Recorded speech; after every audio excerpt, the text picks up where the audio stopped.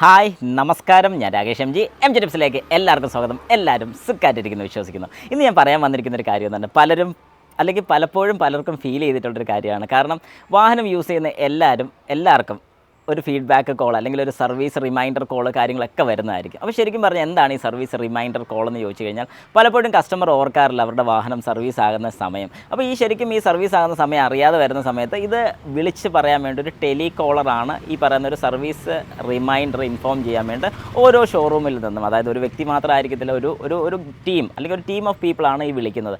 ശരിക്കും പറഞ്ഞാൽ എനിക്ക് പലപ്പോഴും അതിശയം തോന്നിപ്പോയിട്ടുള്ളൊരു കാര്യം, കാരണം ഞാൻ ഈ ഒരു ഫീൽഡിൽ തന്നെ നിന്നൊരു വ്യക്തി ആയതുകൊണ്ടാണ് ഇത്രയും ഓപ്പണായിട്ട് അല്ലെങ്കിൽ ഇത്രയും ഇതായിട്ട് ഞാൻ നിങ്ങളുമായിട്ട് ഷെയർ ചെയ്യുന്നത്.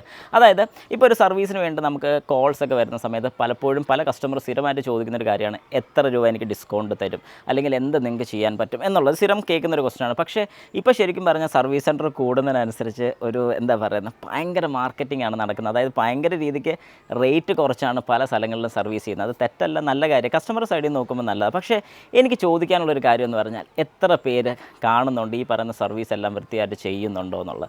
ആ ഒരു ഭാഗം വരുന്ന സമയത്ത് ആരും അത് ശ്രദ്ധിക്കാറില്ല. പലപ്പോഴും ഞാൻ ഓരോ ഷോറൂമിൻ്റെ പേരെടുത്ത് പറയുന്നില്ല, പക്ഷേ എന്നാലും നിങ്ങൾക്ക് പറ്റും. അതായത് എനിക്ക് ശരിക്കും പറഞ്ഞാൽ നിങ്ങളുടെ ഒരു ഫീഡ്ബാക്കാണ് വേണ്ടത്. അതായത് ഈ വീഡിയോ കാണുന്ന ആൾക്കാർ എത്ര പേര് റേറ്റ് കുറച്ച്, അതായത് നിങ്ങൾക്ക് ഈ റേഞ്ചിന് ചെയ്യാം എന്ന് പറഞ്ഞിട്ട് അങ്ങനെ ചെയ്ത് പൂർണ്ണമായിട്ടുള്ള വർക്ക് ചെയ്തെന്ന് ഉറപ്പുണ്ട്. അതായത് നിങ്ങൾ അവിടെ പോയിരുന്ന് കാണുകയാണെങ്കിൽ നിങ്ങൾക്ക് ചെയ്യുന്ന എല്ലാ വർക്കും കാണാൻ പറ്റും.